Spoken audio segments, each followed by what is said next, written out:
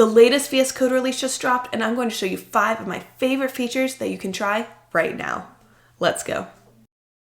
I'm going to be adding a feature to this VS Code contributor website that Pierce, the VS Code product lead, created, which showcases community contributors by scraping release notes from the VS Code docs repository.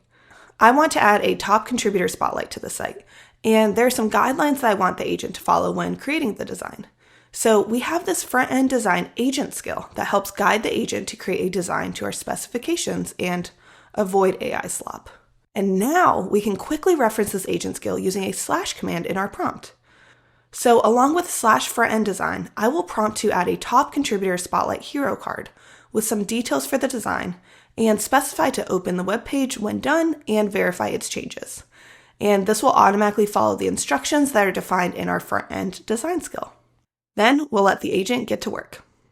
Now, often you send a prompt and think, oh wait, there are some more details I should add or some clarifications, just like if you were having a conversation with someone. This is where the new message steering feature comes into play.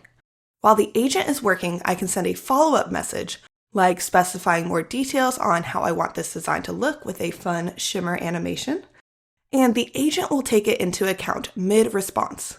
No more stopping the current chat or waiting for the agent to finish before providing those follow-ups. Now, as that finishes implementing those changes, you will notice that the new integrated browser immediately opens, as I told the agent to open the web page and verify changes in my initial prompt.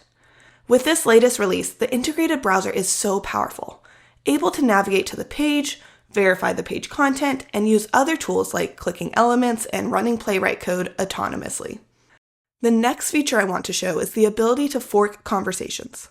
I can type /fork to create a new session with the full conversation history and explore an alternative design that's more minimal, for example. This is a great way to create a new branch of the conversation without losing the original context. The final feature I want to show is hook support. Hooks let you execute custom shell commands at key lifecycle points in your agent sessions, so you can add automations directly into how you work with agents. Here's a great example that we have set up in this repo. A hook that fires on stop of an agent session and auto-commits your pending changes. That means you do not have to worry about losing any of the work generated. Committing can be baked into your agentic flow.